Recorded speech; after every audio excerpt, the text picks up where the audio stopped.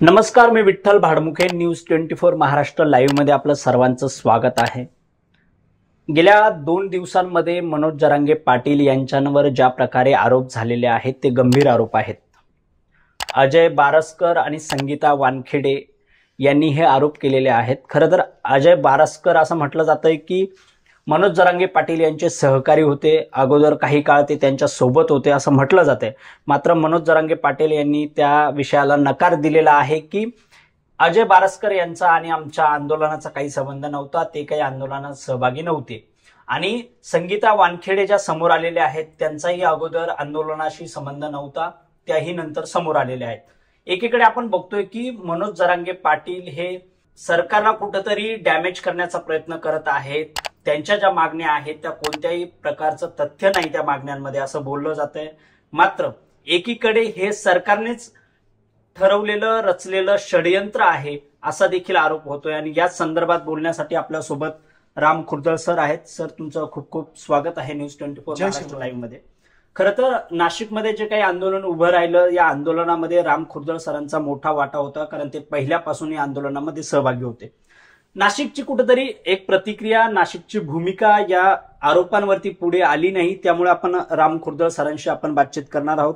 Sir, काय सांगाल की ज्या प्रकारे आरोप झालेले आहेत हे गंभीर आरोप आहेत, कुठेतरी मनोज जरांगे पाटील हे मराठा समाजाची दिशाभूल करतायत असं सांगितलं जाते. काय वाटतं तुम्हाला एकंदरीत?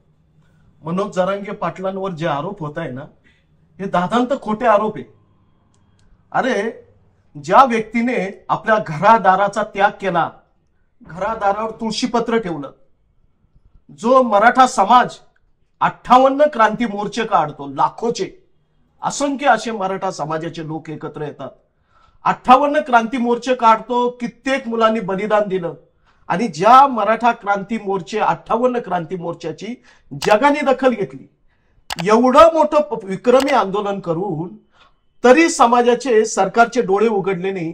जे काही आरक्षण मिळालं त्याला आडफाटे घालणारे लोक जास्तीत जास्त उभे करण्यात आले. एक मराठा समाजाच्या विरुद्ध षडयंत्र आहे. हे षडयंत्र गेले अनेक वर्ष होतं. समाज हा शांत झालेला होता, काय करावं काही सुचत नव्हतं. अशाही हतबल परिस्थितीमध्ये मराठा क्रांती योद्धा मनोज जरांगे पाटील ह्या एका तरुणाने मराठवाड्यासारख्या आंतरवेली सराटी ह्या गावातून जी ललकारी दिली, ती ललकारी प्रत्येक महाराष्ट्रातल्या शेवटच्या मराठा समाजाच्या हृदयात घर करून गेली. आमच्यासारखे सर्वसामान्य मराठी एकत्र व्हायला सुरुवात झाली. आणि मनोज जरांगे पाटलांचा प्रामाणिक विश्वास, सामान्य व्यक्तिमत्व, गरिबाचा तरुण, घरादारावर तुळशीपत्र ठेवणारा त्यागी तरुण, ह्या तरुणाच्या पाठीशी मराठा समाजाचा कोट्यावधी मराठा त्याच्या पाठीशी जोडला गेला. त्यामुळे मनोज जरांगे पाटील हा मराठा समाजाचा प्राण आहे. पण सर, आपण बघतोय की समाजाने त्यांना पाठिंबा दिला, आंदोलन उभं राहिलं. बिलकुल. मात्र आता ज्या प्रकारे त्यांना बदनाम केलं जातंय असं तुम्ही म्हणताय, मात्र ओबीसी समाजाकडून असं म्हटलं जातंय की मनोज जरांगे पाटील हे दिशाभूल करतायत. त्यावर तुमचं काय मत आहे की जी 2 लोक समोर आलेले आहेत, अजय बारसकर आणि संगीता वानखेडे, यांच्या आरोपांबद्दल तुम्हाला काय वाटतं? तुम्हाला माहिती आहे का, एखादा व्यक्ती खूप त्यागाने एखादं मोठं आंदोलन उभं करतो, त्याला मोठा व्यक्ती समुदाय जोडला जातो. अशा आपला इतिहासच असा सांगतो, अशा व्यक्तींना बदनाम करण्याचं षडयंत्र आजपर्यंत अनेक वेळा झालं ना, अनेकदा झालेलं आहे. आपला इतिहासच तसा आहे. एक लक्षात ठेवा, छत्रपती शिवाजी महाराजांना सुद्धा स्वराज्याची रचना करताना अनेक आडफाटे घालण्यात आले. अहो, संत तुकोबरायांना सुद्धा आडफाटे घालणारे लोक होते. त्यांना सुद्धा प्रचंड प्रमाणात बदनाम करण्याचा प्रयत्न केला गेला. मग तुकोबारायांची वचनं, प्रामाणिकपणा, तपस्या आणि भक्ती आणि नाम संप्रदायाशी केलेलं त्यांनी कार्य आणि त्यांच्या तपोभूमीतलं कार्य बघता या संत पदाला प्राप्त झालेल्या या व्यक्तीला सुद्धा समाजातून त्रास झालेला आहे. पण अजय बारसकर म्हटले की संत तुकाराम महाराजांचाच मनोज जरांगे पाटील यांनी अपमान केला. अहो, तुम्ही सगळ्या महाराष्ट्रातल्या नव्हे तर जगातल्या सर्व लोकांनी ऐकलंय. अहो, ज्या परिस्थितीमध्ये मनोज जरांगे पाटील आंतरवेली ह्या गावामध्ये त्या छत्रपती शिवाजी महाराजांच्या स्मारकाच्या तिथे उपोषणाला बसलेले, अन्न पाणी सोडलेलं आहे, अशा अवस्थेतून मनोज जरांगे पाटलाच्या नाकातून तोंडातून रक्त येत आहे, बरोबर, पोटात अन्न नाहीये, पाण्याचा थेंब नाहीये, कुठलाही उपचार नाहीये. मनोज जरांगे पाटील आज कित्येक दिवस झाले अशा पद्धतीचे आमरण उपोषण करताय. कशासाठी? कोट्यावधी मराठा समाजातील युवकांना आणि येणाऱ्या पिढ्यांना शिक्षण आणि रोजगाराचा हक्क मिळवून देण्यासाठी. त्या मनोज जरांगे पाटलांची इतकी अवस्था कठीण झाली असताना हा माणूस अजय बारसकर हा माणूस तिथे गेलाच कसा? त्यांना आम्ही महाराज तर म्हणतच नाहीये, कारण महाराज या तत्वाला जागणारा वारकरी जो असतो ना, काया वाचेनी पवित्र असतो, बरोबर, त्याचं आचरण शुद्ध असतं. मी स्वतः वारकरी, पिढीजात वारकरी, माझ्या पिढ्यानपिढ्या वारकरी संप्रदाय आहे. मी वारकरी संप्रदायाचा प्रचार प्रमुख आहे. पण संप्रदायामध्ये आम्हाला आचरणाला महत्व आहे. तुमचं आचरण शुद्ध पाहिजे, तुमची काया वाचा पवित्र पाहिजे आणि तुम्ही समाजोपयोगी आणि लोकोपयोगी काम केलं पाहिजे. तुम्ही वारकरी समाजामध्ये, वारकरी संप्रदायात काम करताय. बिलकुल. तुम्हाला वाटलं की अजय बारसकर यांचं काही वारकरी संप्रदायामध्ये योगदान आहे? कारण ते स्वतः म्हणतायत की मी कीर्तनकार आहे, मी सर्वत्र वारकरी संप्रदायामध्ये कार्यरत आहे, मी असे स्वतःहून काही आरोप करणार नाही असं म्हटलं जातं. एकतर काय झालं, वारकरी संप्रदाय हा कोट्यावधी लोकांचा संप्रदाय. यारे यारे लहान थोर हा आमचा संदेश आहे संतांचा. लहान आणि थोर या सगळ्यांना संघटित करणारा, एकत्र करणारा वारकरी संप्रदाय. लहान मुलाच्या सुद्धा आम्ही पाया पडत असतो, वयस्कराच्या सुद्धा पाया पडत असतो. हे आशीर्वाद आहे. विठ्ठलाची रूप म्हणून वारकरी वारकऱ्याचं दर्शन घेत असतो. आणि वारकरी संप्रदायात अजय बारसकर सारखा माणूस असणं हे आजपर्यंत आम्ही ऐकलंच नाहीये. आणि हा माणूस, कधी तुमची भेट झाली नाही? कधीच नाही हो. या माणसाची कीर्तनं बी आम्ही ऐकली नाही. या माणसाचं पहिल्यांदाच नाव ऐकतोय. एक असं आहे की म्हणजे अनेक महाराज लोकांनी देखील त्याच्यावर प्रतिक्रिया दिलेल्या आहेत की अजय बारसकर अशा व्यक्तीचं किंवा अशा माणसाचं कीर्तन कुठे महाराज आम्हाला देखील दिसून आलेलं नाहीये. अनेक महाराज लोकांनी याबद्दल उल्लेख पण तसा केलेला आहे. केलाय ना, तसा उल्लेख केलाय ना, अनेक महाराज लोकांनी केलाय. ह्या व्यक्तीचा खूप मोठं योगदान नाहीये वारकरी संप्रदायामध्ये. आणि ह्या व्यक्तीने काय केलं हे आम्हाला आजपर्यंत काहीच कल्पना नाहीये. आम्ही वारकरी संप्रदायात महाराष्ट्रभर कथा कीर्तन मनोज जरांगे पाटलांनी जो एक शब्द वापरला की संत फिंत मला माहिती आहे, माफ करा, असा शब्द त्यांनी वापरला. हा शब्द तर म्हणे मला जास्त लागला की माझ्या तुकोबारायांना ते बोलले असं. विशेषतः बर का, यावर मनोज जरांगे पाटील यांनी माफी देखील मागितली. माफी मागितली मोठ्या मनाने. आणि माफी मागण्याच्या आधी मनोज जरांगे पाटील जे बोलले ते संतांचा अवमान करणारे नाहीचे ना. कशाला बोलेल? ज्या माणसाच्या नाका तोंडातून रक्त येतंय हा माणूस तिथं गेलाच कसा? हा बारसकर तिथं गेला कसा? मुद्दामून गेला असेल असं आम्हाला सगळ्यांना वाटतं. मुद्दामून गेला असेल आणि मुद्दामून तुकोबारायांचं नाव घेऊन असं करतं. अरे संत रूपाला प्राप्त झालेले आमचे तुकोबाराय आमचा श्वास आहे वारकरी संप्रदायाचा. आणि त्यांचं नाव घेऊन तुम्ही त्यांचं भांडवल नका करू. म्हणजे हे कुठेतरी बदनाम केलं जात आहे मनोज जरांगे पाटलांना. बिलकुल केलं जात आहे, काही गरजच नाहीये. अहो तुम्ही जर खरंच मराठा असाल ना, खानदानी मराठा, तर मराठा समाजाचा हा मूलभूत प्रश्न घेऊन जाणारा आंतरवेली नावाच्या एका छोट्याशा गावातला हा तरुण आपल्या घरादाराचा त्याग करून आपलं शरीराची हाडाची काडं झिजवून आज मराठा, प्रत्येक मराठ्याच्या मनातला श्वास बनतोय. इतकं सोपं नाहीये. हा क्रांतीचा लढा आहे. म्हणजे भारताला स्वातंत्र्य मिळून 75 वर्ष झाले. आज मराठा समाजाला शिक्षण आणि रोजगाराचा हक्क नाहीये. अहो मागासवर्गीय आयोगाने जो आयोग नेमला होता, ज्या आयोगातून आज 90% शेतकरी मराठा समाजाची आत्महत्या करताय. अरे कधी या सरकारने, प्रशासनाने, या मराठा द्वेषी लोकांनी बघितलं का? शेतकऱ्यांनी आत्महत्या केल्या, त्यांच्या कुटुंबाचे काय हाल असतील? आम्ही स्वतः शेतकरी वाचवा अभियान ही संकल्पना राबवून अनेक आत्महत्या गेलेल्या कुटुंबियांच्या भेटी घेतल्या, त्यांची हालत बघितली. अहो मराठा समाजातले शेतकरी आत्महत्या करतात कारण त्यांच्या शेतीमालाला बाजारभाव भेटत नाही, मुलांना रोजगाराला संधी नाहीये, शिक्षणाला पैसे नाहीये. आज मराठा समाजाला आरक्षण असतं तर शेतकऱ्यांची मुलं कामाला लागली असती. मजुरांची मुलं, गिरणी कामगार कोण होता? आमचा मराठा माणूस होता. आज तोही उद्ध्वस्त झाला. मराठा समाजाला काय पाहिजे हो? राज्यघटनेने दिलेल्या मूलभूत तत्वानुसार मराठा समाजाला काय पाहिजे? शिक्षण आणि रोजगाराचा हक्क पाहिजे. आणि मनोज जरांगे पाटील तेच मागताय. स्वतंत्र आरक्षण देतोय तुम्ही, का नाही म्हणता असं? अहो, ते स्वतंत्र आरक्षणाचा आपण अनुभव घेतलाच की, त्याला स्वतंत्र आरक्षण म्हणताच येणार नाही. मराठा समाजाला शाश्वत असं आरक्षण पाहिजे. ते मनोज जरांगे पाटलांच्या ज्या विचारातून ते आम्हाला पाहिजे. आज मंडल आयोगातून आम्हाला जे 14 ते 16% आरक्षण मिळणार होतं ते कुठे गेलं? कोणी गायब केलं? आमच्या हक्काचं आरक्षण होतं. मराठा समाज पूर्वीपासून मागास आहे. मी तर म्हणतो स्वातंत्र्यपूर्व काळापासून हा मराठा समाज मातीत राबतो. छत्रपती शिवाजी महाराजांच्या आज्ञापत्राचा विचार आहे. मी स्वतः दुर्ग संवर्धनाचं काम करतो. त्या आज्ञापत्राचं प्रकरण हे आमच्या रक्तामध्ये भिनलेलं आहे. छत्रपती शिवाजी महाराज त्यांच्या आज्ञापत्रात म्हणतात, जेव्हा कुळंबी शेतास माळा घालून शेत राखतो, तैसे किल्ले राज्याचे रक्षण आहेत. म्हणजे कुळंबी म्हणजे कोण? जो बीज पेरून एका दाण्याचे 1000 दाणे करतो तो शेतकरी. बरोबर. शेतकरी असलेला प्रत्येक व्यक्ती हा मराठा कुणबी आहे. मग कुणबी जर असताना आम्हाला ओबीसीचे हक्क का मिळत नाही? आमच्या मुलांना शिक्षण रोजगारासाठी का वाऱ्यावर सोडलं जातं? लाखो रुपये फी आम्ही भरतो. पण इतर ज्या ओबीसी मध्ये जाती आहेत त्यांच्या आरक्षणावर कुठेतरी गदा येईल असं? अहो, अशा अनेक जाती आहे ओबीसी मध्ये का ज्यांना आम्ही मराठ्यांनी कधीच विरोध नाही केला. कुठले पुरावे दाखले कुठले संदर्भ न घेता त्या जातींना संधी दिलेली आहे. मराठा समाज सगळ्या समाजाला सोबत घेणार आहे. सगळ्यांचं हित बघणार आहे.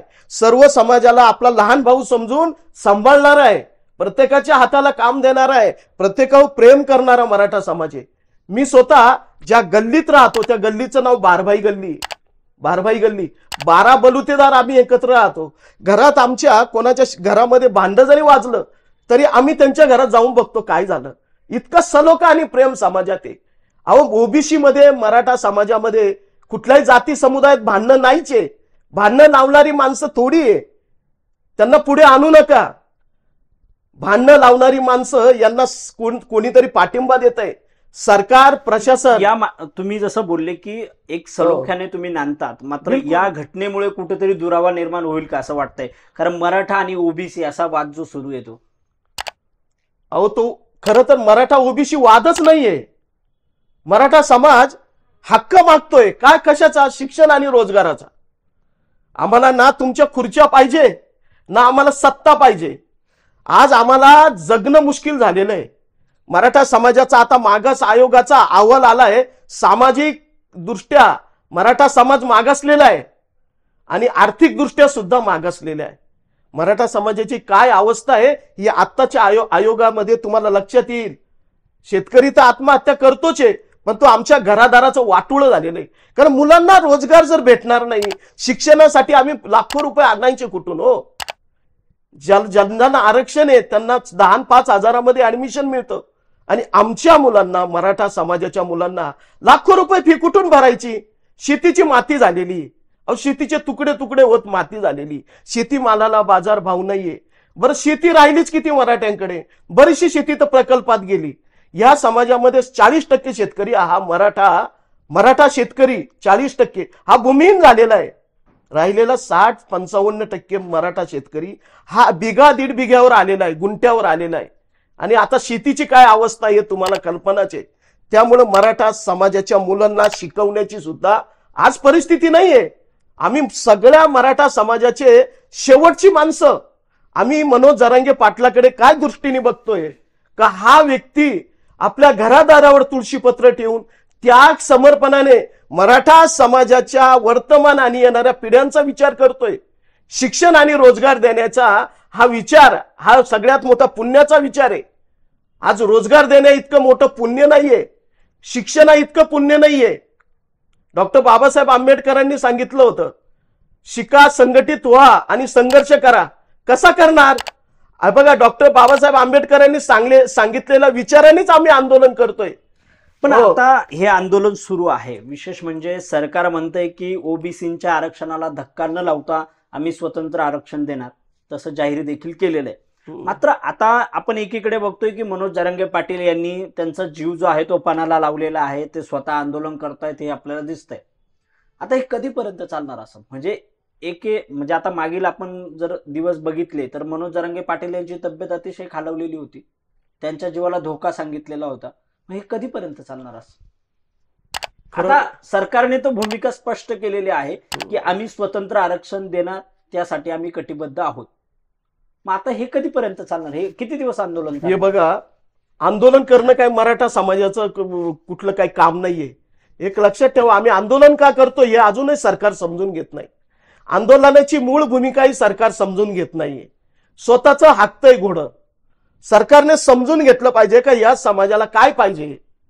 अहो, मागचा अनुभव इतका वाईट आहे, तुम्हाला सांगतो. मागे काही सरकारांनी 16% आरक्षण दिलं होतं फडणवीस सरकारने, टिकलं का? एक तर मराठा द्वेषी लोकांनी मराठ्यांच्या विरुद्ध वेगवेगळ्या पिटिशन, हरकटी, किती चॅलेंज.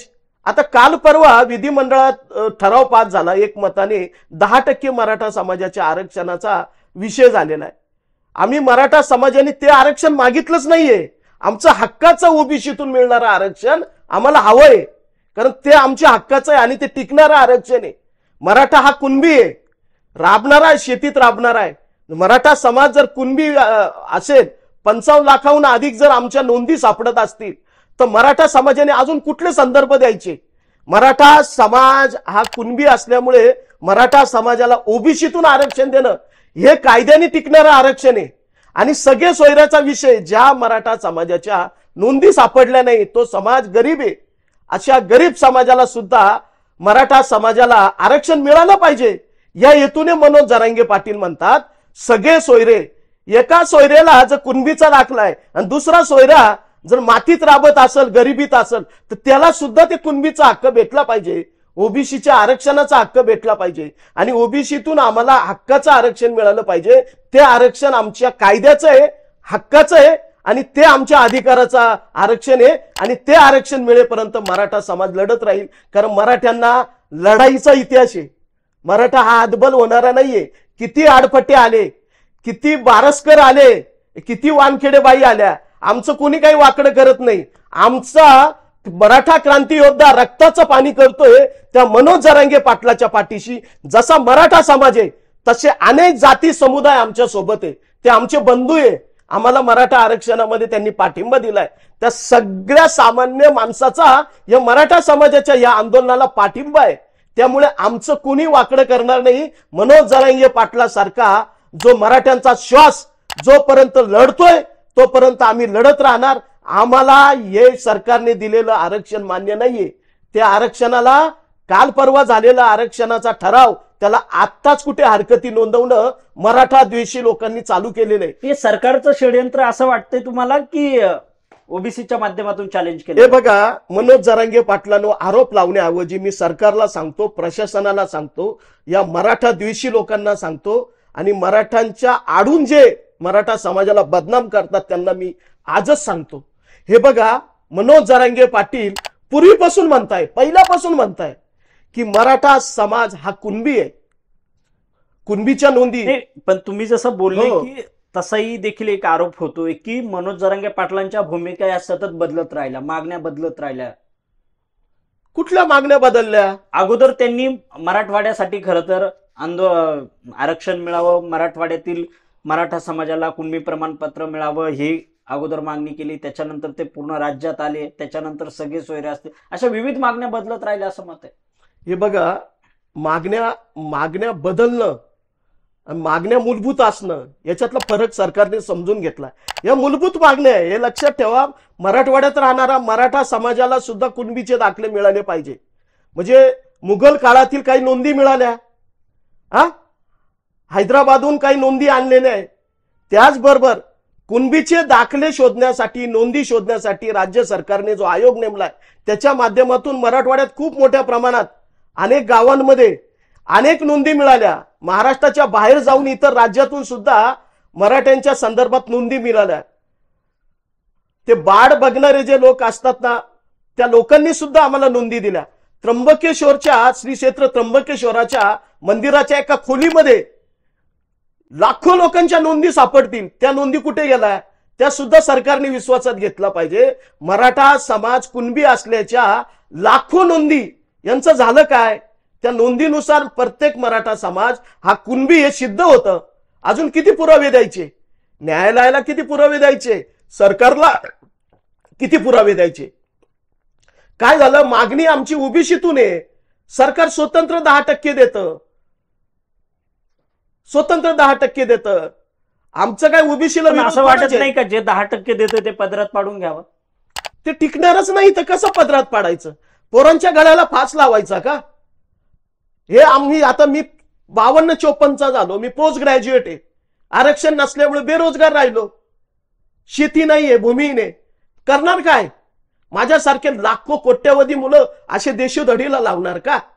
ज्या मराठा समाजाने या महाराष्ट्राच्या मातीसाठी देहाचा त्याग केलाय, बलिदान केलंय, हे मनोज जरांगे पाटील एकटे नाहीये, कोट्यवधी मनोज जरांगे पाटील आहेत माझ्यासारखे. शेवटचे आम्ही कुठलं श्रेय घेत नाही हो. हे बारसकर वानखेडेबाई सारखं श्रेय नाही. एक शेवटचा मराठा सुद्धा तितक्याच ताकदीचा आहे. मी मनोज जरांगे पाटील म्हणून आम्ही टोपी घालतो डोक्यामध्ये, त्या टोपीवर लिहितो मी मनोज जरांगे पाटील.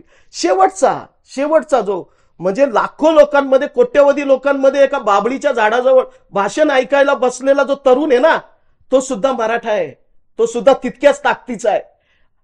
आम्ही वारकरी संप्रदायातले आहोत. यारे अरे लहान थोर, लहान आणि मोठा असा भेद आम्ही करत नाही. कुठल्या समाजाविषयी आम्ही भेद नाही करत. सगळे समाज आमचे. ज्या पद्धतीने मराठा समाजाचा प्रत्येक व्यक्ती लढणारा व्यक्ती आहे, बोलणारा व्यक्ती आहे, समाजाची मागणी मागणारा व्यक्ती, त्या सगळ्या लोकांना समान या सकल मराठा समाजाच्या या वटवृक्षाखाली आणून मनोज जरांगे पाटलासारखं नेतृत्व आम्ही स्वीकारलंय. आज त्या माणसाला काय पाहिजे हो? काय पाहिजे सांगा ना? काहीच नाही पाहिजे. माझा समाज सुखी राहिला पाहिजे, माझ्या वर्तमान आणि येणाऱ्या पिढ्या सुखी समृद्ध राहिल्या पाहिजे, त्यांना शिक्षण आणि रोजगाराचा हक्क भेटला पाहिजे. काय मागतो आम्ही?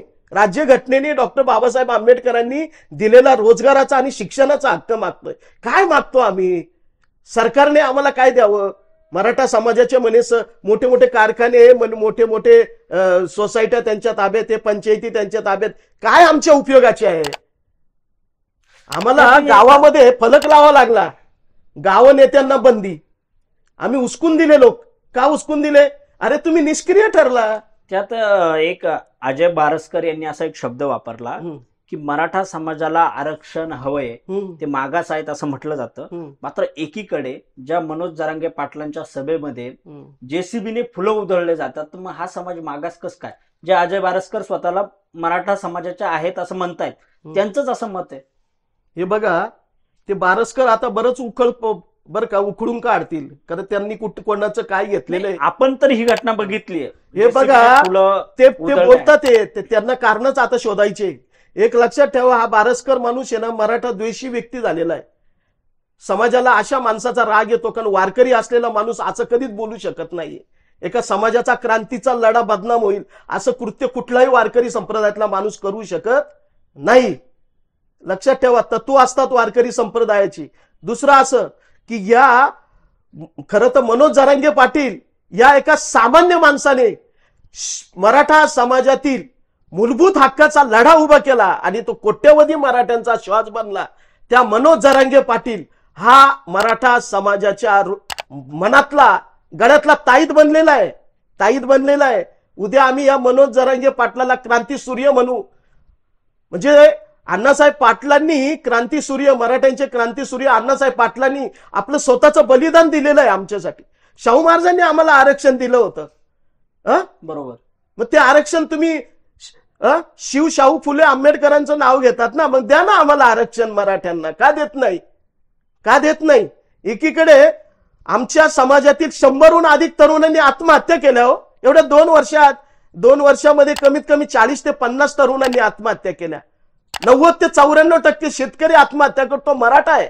आजही आत्महत्येचं लोन थांबलेलं नाही. सध्याचं सरकार म्हणतं जेव्हा स्थापन होणार होतं तेव्हा म्हणे शेतकऱ्यांच्या आत्महत्या आम्ही थांबवणार आहे. किती आत्महत्या तुम्ही थांबवल्या? किती आत्महत्या केल्या तरुण मुलांना, मराठा समाजाच्या मुलांना, त्यांच्या घरी असलेल्या विधवांना, त्यांच्या घरातील कुटुंबियांना रोजगार दिला, त्यांना जगण्याचं बळ दिलं. अहो, त्यांचा मुलगा गेलेला आहे, त्यांचे वडील गेलेले कोणाचे, त्यांना तुम्ही जगण्याचा हक्क देऊ शकत नसाल तर कसले तुम्ही राज्य करते हो? प्रशासन आहे. तुम्हाला कळालं पाहिजे का ह्या देशाला स्वातंत्र्य मिळालेलं आहे. आणि इथल्या प्रत्येक व्यक्तीला अन्न, वस्त्र, निवारा, रोजगार, शिक्षण हे मिळालं पाहिजे, प्रत्येकाला भेटलं पाहिजे. कुठलाही जाती समुदायाचा माणूस वंचित राहता कामा नये. मी शेवटच्या प्रश्नाकडे येतो.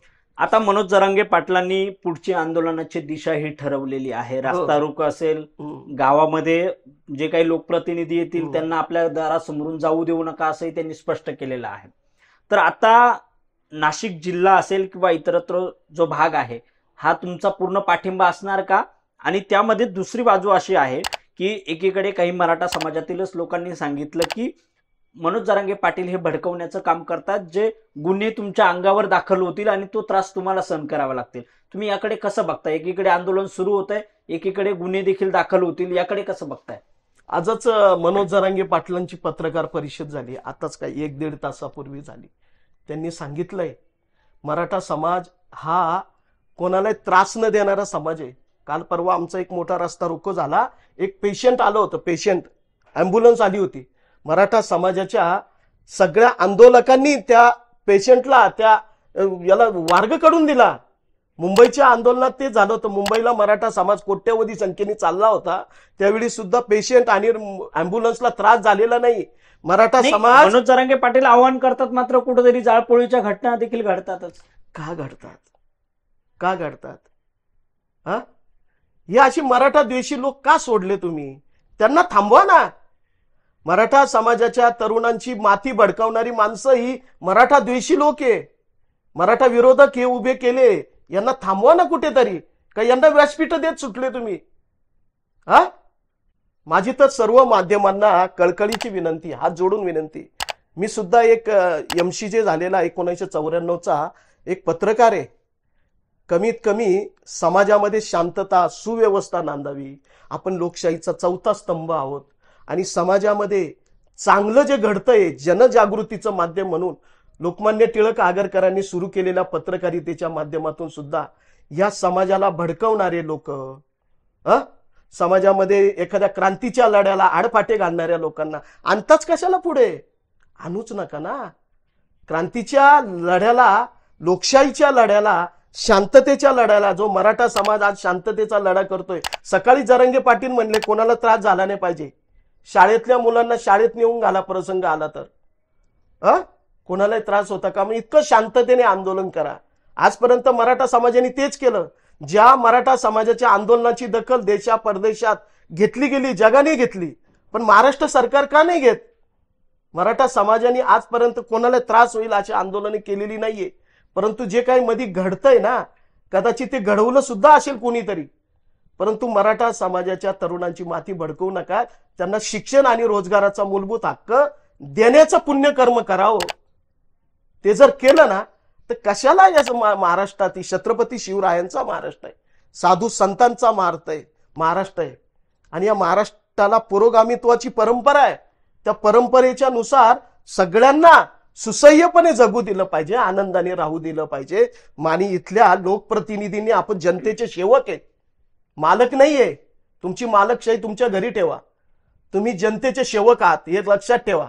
तुम्हाला आम्ही मतं देतो म्हणून तुम्ही निवडून जातात, मात्र तुम्ही तुमच्या समाजाला जर अशा पद्धतीचं तुम्ही वाऱ्यावर सोडत असाल तर मग आम्ही काय करायचं? आम्ही तुम्हाला सांगू शकत नाही का बाबांनो आता खूप झालं, आता दार आम्हाला तोंड दाखवू नका, एवढं बी आम्ही सांगू शकत नाही.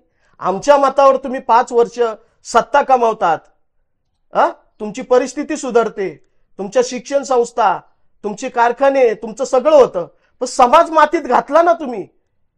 मी या लोकप्रतिनिधींना सांगू इच्छितो का आता तरी समाजाचे व्हा. मनोज जरांगे पाटील या माणसाला कुठली गादी नकोय, कुठली सत्ता नकोय, काहीच नकोय, काहीच नकोय.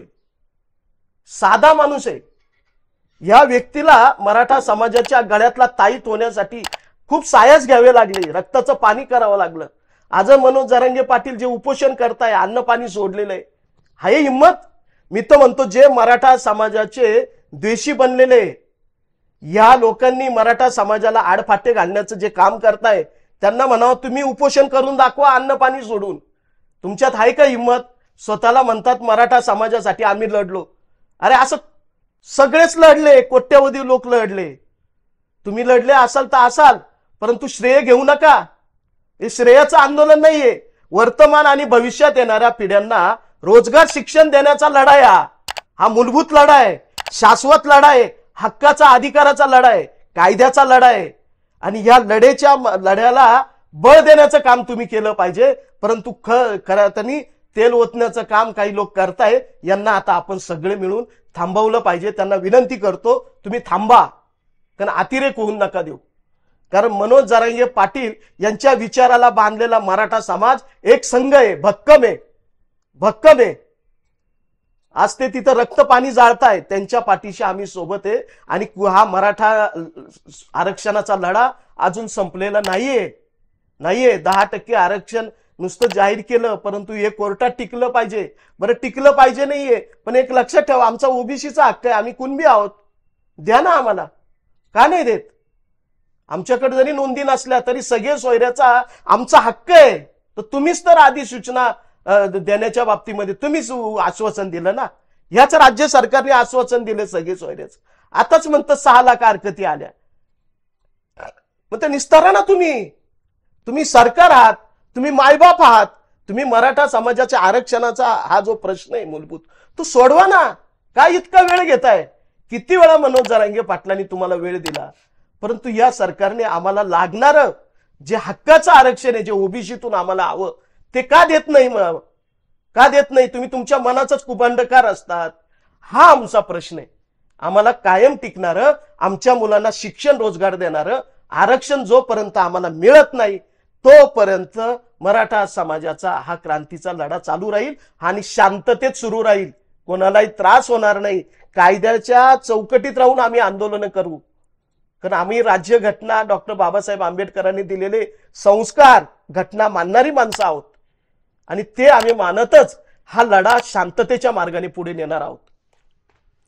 आपण मराठा आंदोलक राम खुर्दळ सरांच्या प्रतिक्रिया, भावना, ज्या काही भूमिका आहेत त्या समजावून घेतलेल्या आहेत. तीव्र भूमिका आहेत. कारण त्यांचं जे मत आहे की मनोज जरांगे पाटलांनी जो काही आंदोलनाचा लढा जो पुकारलेला आहे तो शांततेच्या मार्गाने आहे. मात्र काही जे द्वेषी लोक आहेत, समाजद्वेषी लोक आहेत, त्यांच्या माध्यमातून कुठेतरी भडकवलं जात आहे. हे आंदोलन डॅमेज करण्याचा प्रयत्न होतोय. मात्र शासनाने, आमची जी मुख्य मागणी आहे की आम्हाला ओबीसीतून आरक्षण द्या, कारण आम्ही कुणबी आहोत.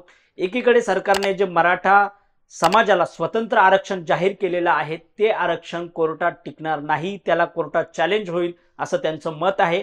त्यामुळे जी आमची मूळ मागणी आहे ती मूळ मागणी जोपर्यंत पूर्ण होत नाही तोपर्यंत मनोज जरांगे पाटील यांच्या मार्गदर्शनाखाली आमचा हा जो लढा आहे हा सुरूच राहील असं त्यांचं मत आहे. इथेच थांबूयात. पाहत राहा न्यूज 24 महाराष्ट्र लाईव्ह. जय शिवराय.